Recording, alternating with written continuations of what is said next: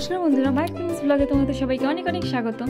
তো মা আজকে বানাবে ভেন্ডি ভাপা, সেটাই তোমাদের সাথে আজকে শেয়ার করব। এখানে মা ভেন্ডিটাকে কেটে কুটে ভালো করে ধুয়ে নিয়েছে।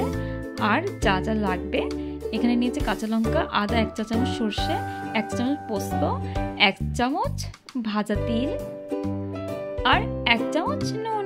তো এটাকে মা এখন বেটে নেবে।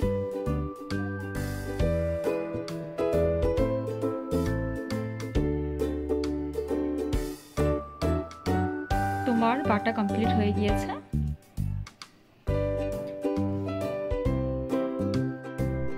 আর এখন ভেন্ডিটাকে মা মশলা দিয়ে মাখিয়ে নেবে। তো ভেন্ডিটাগুলো মা এখন কড়াইতে দিয়ে দিচ্ছে। আর এই মশলাগুলো এখন দিয়ে দিবে। আর এখানে রয়েছে টমেটো, কাঁচা লঙ্কা, তেজপাতা আর ধনেপাতা, এটাও দিয়ে দিচ্ছে। আর দিয়ে দিচ্ছে হলুদের গুঁড়ো, জিরের গুঁড়ো, ধনের গুঁড়ো আর কালো জিরে, সামান্য চিনি আর পরিমাণ মতো সর্ষের তেল। এখন এটাকে ভালো করে মাখিয়ে নিবে। তোমরা ভাবছো হয়তো গ্যাসের ওভেনটা ধরিয়ে তারপরে করছে, না, একদমও তা না।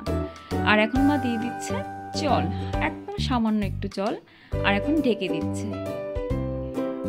আর এখন মা উনানটা ধরিয়ে দিচ্ছে। একদম লো ফ্লেমে এই রান্নাটা করবে। আর এখানে কিছু বাদাম ভেজে নিয়েছিল, এটা মা একদম গুঁড়ো করবে না, একদম মানে হাফ গুঁড়ো করে নেবে।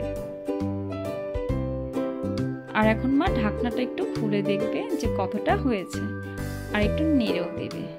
তো এখন মা একটু নেড়ে দিচ্ছে।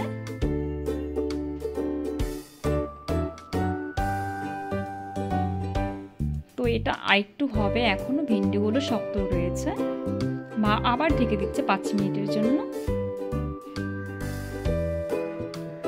তো দেখেই বোঝা যাচ্ছে যে হয়ে গিয়েছে প্রায়। এখন মা বাদামগুলো দিয়ে দিচ্ছে, গুঁড়ো করে রাখা বাদামগুলো দিয়ে দিচ্ছে। এখন একটু নেড়ে চেড়ে দিচ্ছে। তো আমাদের ভেন্ডি ভাপা হয়ে গিয়েছে, এখন নামিয়ে নিবে।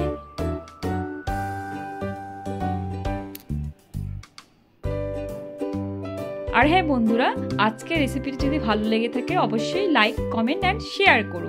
আর সাবস্ক্রাইব করে আমাদের এই ছোট্ট চ্যানেলটির পাশে থেকো। আর রেসিপিটি কেমন হয়েছে অবশ্যই কমেন্টে জানিও। তো বন্ধুরা, সত্যি বলতে রেসিপিটি সত্যিই খুব ভালো হয়েছিল, তোমরা বাড়িতে একবার ট্রাই করে দেখতে পারো।